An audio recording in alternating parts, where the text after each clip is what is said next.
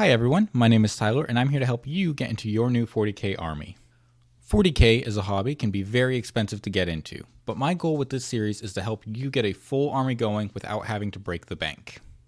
Before we dive into the list, let's talk about some basic rules that we're going to be using for the list building process here. Our first goal is going to be to keep it affordable and utilize box deals. For everything that we're going to be looking at today, we're going to be looking at it from an MSRP value from Games Workshop themselves. Now, I don't recommend buying everything MSRP from Games Workshop. Often, local hobby stores, eBay, Amazon, things of that nature will have much better deals for the kits that I'm about to show you. Our second goal is that we're going to be making the list in steps, starting at 500 points and working our way up to 1,000 points, 1,500 points, and 2,000 points. Our third rule is we're going to be avoiding Forge World and Finecast.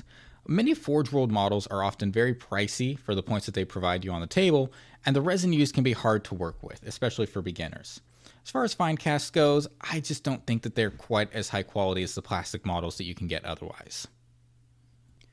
Our fourth goal is to aim to make lists with decent competitive viability. We're going to be trying to make lists that can do well at casual tournaments, in your games with friends, or maybe even get you some wins at major tournaments. Our fifth and final rule is the most important one. Just because I don't mention a model in my list, it doesn't mean that it isn't good. The most important thing that you can do is collect models that you think are cool. There's an entire side of the hobby that has nothing to do with playing, and if you don't like the models you're painting and building, you're not going to get the most out of this hobby. Today we're going to be talking about the Death Guard. The Death Guard are one of the 9 traitor legions of the Space Marines who turned their back on the Imperium during the Horus Heresy. They were created from the gene seed of their Primarch Mortarion and are currently worshippers of the Chaos God Nurgle. You can think of the Death Guard as a walking bubonic plague on steroids. Nurgle's blessings onto them make them resistant to sickness and pain and cause them to radiate super diseases. They will very often ally themselves with Nurgle's demons, who will also spread disease and rot. They tend to have a very gross, spongy material to their skin textures, and also kind of resembles zombies a lot of the time. So why would you want to collect the Death Guard? The models themselves are very sick, pun intended.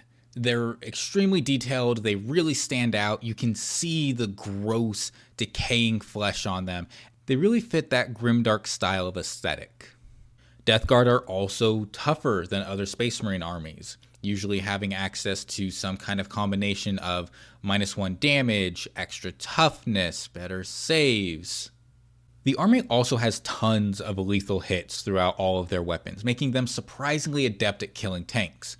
Being able to skip the wounding phase when it comes to firing a bolter or firing any kind of strength 5 or strength 6 weapon into a Land Raider or a Leman Russ makes it very easy for you to pick up surprising amounts of damage against those armies. They also have a lot of amazing synergy with their newly updated army rule and stratagems to boost their durability or damage really up to that stratosphere. As a quick example, if you wanted to be extremely durable, you could give all enemies close to you -1 to hit with their weapon skill and their ballistic skill, and then either an extra -1 damage in melee or stealth at range to make yourself -2 to hit. If you're looking to maximize your damage, you can reduce the enemy's save by 1, and then also increase the AP on your guns to bring things like your melta-guns up to AP -6, and just shred any kind of armor that you actually get the hit on. They also make a great use of allied units. Nurglings in particular are amazing deep strike utility units that are very popular, and most Chaos Space Marine factions would want to run them if they could. And you also make good use of things like Chaos Knights. But there are, of course, reasons to skip collecting Death Guard.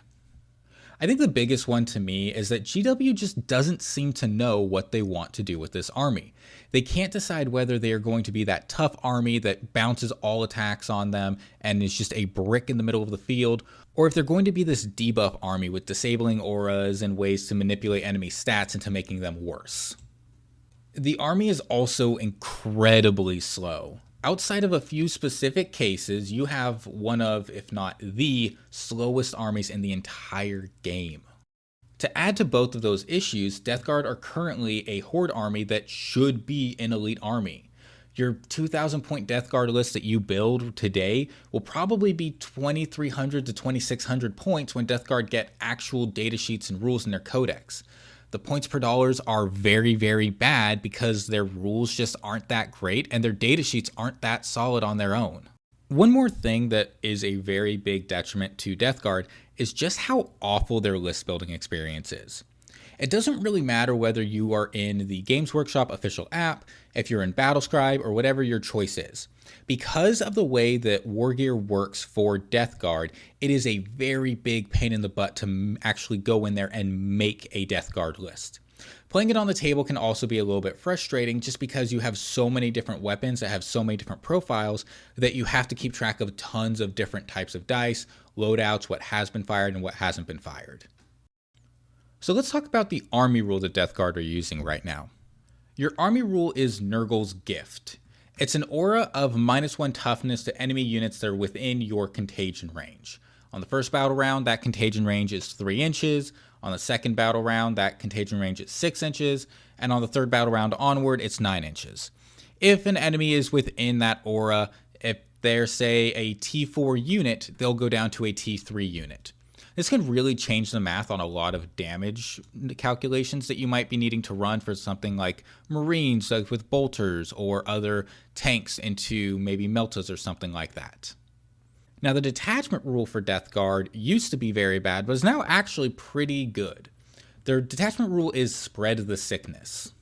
When you start the battle, you get to pick from one of 3 different auras that you want your Death Guard to be able to emanate from their contagion range on top of the -1 toughness. You can either choose an aura of -1 weapon skill and -1 ballistic skill for the enemy, making your units harder to hit. You can make it an aura of -1 save, making it harder for them to stay alive from your attacks. Or you can make it an aura of -1 to leadership and OC, making it harder for your opponents to hold their objectives. On top of that, if you have a Death Guard unit on an objective marker at the start of your command phase, then you get to make it a sticky objective, meaning that your units can walk off of the objective and you will still hold it. This means that you don't really need backline objective holders as much as other armies do, but you might still want to keep something back there just to help protect and screen that from deep strikers so they can't just go in and take your objectives off of you. So let's talk about the list for today. Today I'm going to be showing you 3 different lists. The first 2 are going to be a little bit more mechanized, and the third list is going to be a more infantry-based list. Now, all 3 of these lists are going to be starting off with 1 Combat Patrol Death Guard and 1 Chaos Rhino. Now, the Combat Patrol is normally a very, very bad pickup for Death Guard, but if you do not have anything at all for Death Guard, it's actually not too bad. Being able to pick up Typhus, the Biologus Putrefier, 7 Plague Marines, and all the Poxwalkers you will ever need is not a bad deal for $160. It's just not a box that you ever want to buy a second copy of. When we look at the list, we're going to be having Typhus go with the 20-man Poxwalker unit. The Biologus Putrefier is going to be given Deadly Pathogen, so he has a little bit more damage. He's going to be going with the 7 Plague Marines.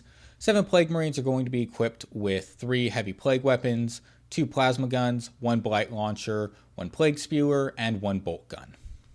In addition to that, they are going to be getting loaded up into the Rhino with the Havoc launcher and the 2 plague combi bolters. Our goal for this list is to have the 10-man Poxwalker unit start off by just securing us our backfield objective, while the 20 Poxwalkers with Typhus move up the board, be an annoying blob of just wounds and annoyance to kill, and the Plague Marines with the Putrefier and the Rhino driving up and being the actual primary threat of this army.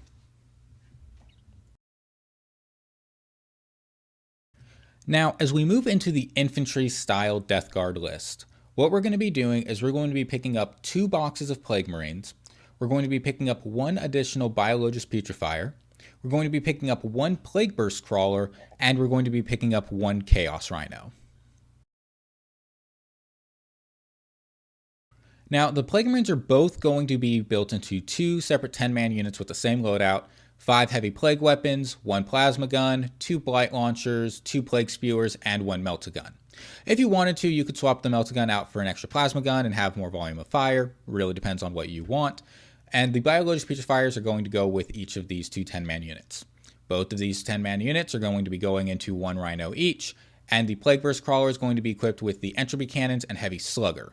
We're specifically giving the Plague Burst Crawler these weapon loadouts because the Plague Marines are already going to do a fine enough job of killing any kind of light infantry, and we really want to have something that can punch into those heavier tanks. As we finish that up and we start to look at our 1500 point list, we're going to be picking up one Plague Burst Crawler, we're going to be picking up one Chaos Lord and Terminator armor, we're going to be picking up one box of Death Shroud Terminators, and we're going to be picking up one box of Blight Lord Terminators. Now, a lot of Death Guard players who are looking at this video are going to hear Sorcerer and Terminator armor, and they're going to hear Blight Lord Terminators, and their ears are going to perk up, because that's just not something super common in a lot of Death Guard lists right now. But looking at the numbers and looking at what is performing well in tournaments, I think that these two units are really being overlooked by a lot of Death Guard players in favor of the obvious mass Plague Marine. The Sorcerer and Terminator armor with Deadly Pathogen, Force Weapon, and Plague Combi Bolter is going to be able to put out a lot of very surprising damage if you pop his once per game ability in order to suddenly give him tons of extra attacks with lots of extra strength plus extra damage. He's gonna really start slamming things hard. Blight Lord Terminators are also not that bad. They show up in a quarter of all top performing Death Guard lists. They have a decent amount of damage. They are pretty cost efficient for us to pick up in terms of points per dollar spent. And Death Shroud Terminators are just great general pickups right now in the meta. Now, as we round this out to 2,000 points, what we're going to do is we're going to be picking up 2 Lords of Virulence, we're going to be picking up 1 more Death Shroud Terminator unit, and we're going to be picking up 1 more box of Blight Lord Terminators. Now, unfortunately, in order to make all of this fit, I had to drop Deadly Pathogens from the Sorcerer and Terminator armor. But between the Sorcerer and Terminator armor and the 2 Lords of Virulence, you have plenty of options with who you want to have lead what unit. You can either put the Lord of Virulence with the Blight Lord Terminator 10-man brick, or you can put the Sorcerer in with him, and then you can put the 2 Lord of Virulence in with the Death Shroud Terminators. It really depends on what you're feeling like. On top of that, the Sorcerer and Terminator armor just makes a good solo unit, solo model deep strike for things like secondary objectives. So you can very easily just keep him separated off completely and then just have him drop in on his own. Now, the original version of this list was a lot closer to what you might expect to see from a tournament. It had 40 Plague Marines and 4 Rhinos, plenty of character support. But when I was going in and building the list, I realized that for every 10 Plague Marines, a Rhino, and a character for a little under 330 points, you were spending well over $200. On the flip side, if you pick up 2 boxes of Blight Lord Terminators, it's about the same amount of points for about half the cost. It also means that we are not limiting ourselves out of other box deals in the future. If another good Christmas box comes along, or the next Combat Patrol is great, then we might want to pick that up and still have room for Plague Marines. If Blight Lords get good, congratulations, you've already got some on hand. It's kind of a hedging bet list, but it's still not using any units that are quote-unquote bad. Some of them are just overlooked. Now, the second style of list that I have for you today is all about mechanized warfare. We're going to be using lots and lots of Death Guard unit-specific vehicles, tanks, and things like that that are very, very hard to kill, and kind of trying to do a stat check on our opponent's ability to take those down. To start off on expanding from 500 points to 1,000 points, we're going to be picking up 3 Plague Burst Crawlers, and that is going to be it.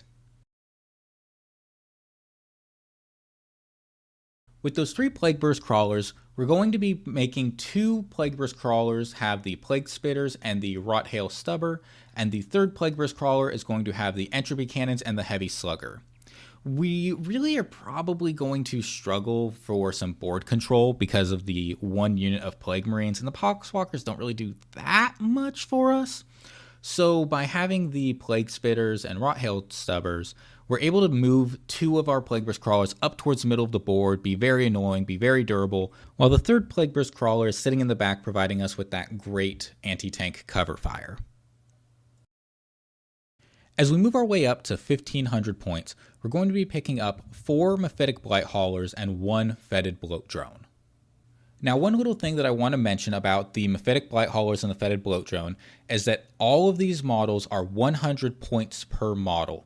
So if you decide that you like the Fetid Bloat Drone more than the Mephitic Blight Hauler, you can easily swap them out. Just take out 1 Mephitic Blight Hauler box, put in 1 Fetid Bloat Drone box, and add about $30 to your total, as the Fetid Bloat Drone is about twice the cost of the Mephitic Blight Hauler. Now, with this list, what we're going to be doing is we're going to be running 2 units of 2 Mephitic Blight Haulers, and we're going to be running the 1 Fetid Bloat Drone with Flesh Mower. The Mephitic Blight Haulers you could potentially run as 1 2-man and 2 separate 1-mans in order to have them hold objectives, which is the main job that they are here for in this army. But you can also have them be together in case you want them to be a much more durable unit sitting on an objective. We're also going to be changing 1 of the Plague Burst Crawlers over from having the 2 Plague Spitters and the Rot Hail to also being one with 2 Entropy Cannons and a Heavy Slugger. This way we have that little bit of extra tank firepower because moving into 1500 points, we expect other armies to start to have more tanks. And this acts as a great time to give you a little reminder, always magnetize your tanks if you can. You're going to save a lot of money in the long run if you don't have to buy a new tank every time you want to change the loadout. Now at 2,000 points, what we're going to do is we're going to be picking up 1 Chaos Horde and Terminator armor. We're going to be picking up 1 Mephitic Blight Hauler, and we're going to be picking up Mortarion. And again, I want to mention, if you do not want a 5th Mephitic Blight Hauler, spend $30 extra, pick up a 2nd Fetid Bloat Drone, you're going to be fine either way. Now, when we look at the setup for how this list is going to be working, we've got Mortarion, we've got the extra Mephitic Blight Hauler that's on its own, and we've got the Sorcerer in Terminator armor, who is going to be equipped with Living Plague, Force Weapon, and Combi Bolter. The Sorcerer in Terminator armor is going to have a very unique job, where in the 3rd battle round, we're going to be dropping him down from Deep Strike into the battlefield with a 12-inch aura of contamination range because of his Living Plague. This means that suddenly vehicles and other infantry that are within 12 inches of where he deep strikes are going to be having that -1 to their save. They're going to be having -1 toughness, and suddenly we are going to be able to absolutely shred enemies. If we pivot over to the 3rd style of list that I have for you today, it's going to look fairly similar. It's still going to be fairly mechanized. It's going to have some amount of Terminators, but the biggest thing about it is it's going to be making use of those great allied units. This is probably going to be the list that's going to be the hardest for you to get together because, at least in America, War Dogs don't really exist. You can't really buy them. They're always out of stock. GW just doesn't like money, so they don't want to print enough. But if you can get your hands on some of those, you can get your hands on some Nurglings, this is going to be a great list. It's going to start off with us picking up 1 Chaos Lord and Terminator armor. We're going to be picking up 1 Death Shroud Bodyguard unit. We're going to be picking up 1 Mephitic Blight Hauler, 1 Plague Burst Crawler, and 1 box of Nurglings.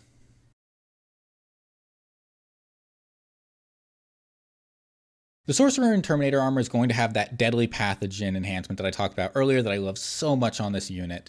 And then we're also going to be having the 3 Death Shroud Terminators. Now again, reminder, you can have the Sorcerer go with the Terminators if you want. You can also have him be his own solo drop piece. He works great in either scenario as he doesn't actually provide that much to the other units himself. When we're looking at the vehicles, the Mephitic Blight Hauler is just going to be on its own, and the Plague Burst Crawler is going to be equipped with 2 Entropy Cannons and a Heavy Slugger, just because the Death Shroud Terminators, the Plague Marines, they've got it at this 1,000 point list for the light infantry. We need something to kill big infantry and vehicles. The Nurglings are going to be that great secondary objective scoring tool and also a great move blocker to stop the enemy from being able to move as quickly up the board and kind of outpace you. Moving on to 1,500 points, we're going to have a very nice and cost-efficient upgrade. We're going to be picking up 1 more Plague Burst Crawler, and here's where we're going to be picking up those 2 War Dogs.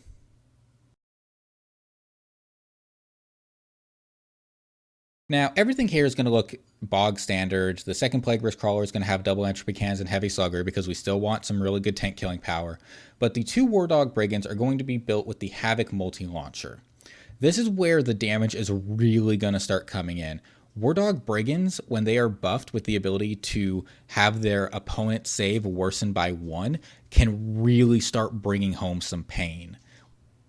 We're talking AP5, potentially AP6 Meltaguns that are going to absolutely shred whatever you want to put your hands on.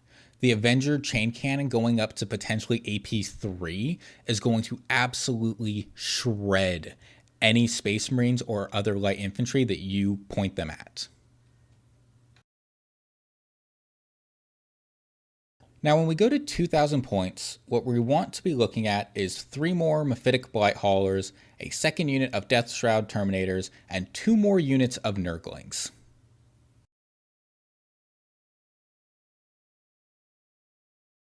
Because none of the units that we have just included have any kind of weird variable aspects to when you're building them, we're going to just have them all be a pretty bog standard loadout. We're going to be having 2 3-man Death Shroud Terminators so they can drop on different sides of the board if needed. We're going to be having the 2-man Mephitic Blight Hauler unit and 2 separate 1-man Mephitic Blight Hauler units. We're going to be having 3 separate units of Nurglings that can be dropped wherever we need to. And this is going to give us the best kind of board control to help even out the immense power that we can potentially put out without having to put all of our valuable units at risk. And those are the 3 styles of Death Guard lists that I have for you today. I have a lot of unconventional picks that you might not expect to see, but a large part of that is just because the most conventional picks are really, really expensive. Nothing that I showed you here is quote unquote bad. It might be overlooked. It might not have as many tournament wins. It might not be the most meta of the meta lists.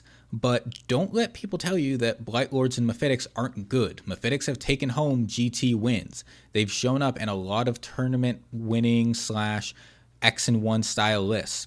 Blight Lord Terminators might not have any tournament wins under their belt, but they also show up in 25% of X and 1 style lists. Now, as we go and we look at the tiering for Death Guard, because I have them around that $850 to $950 range, I'm going to be putting them into our $800 to $950 tier. You could put them up a little bit higher if you wanted to go and pick up more Plague Marines. They'd be closer to about $1,100 if you wanted to have a good Plague Marine spamming list. But because I didn't include those, and because that is a little bit out of the scope of what this kind of project is about, they're just going to be slotting very, very nicely into that $800 tier. That is all I have for you today, and thank you for watching. If you enjoyed the content, please make sure to keep an eye out for those community posts so you can vote on the next army that you want to see, and have a great rest of your day.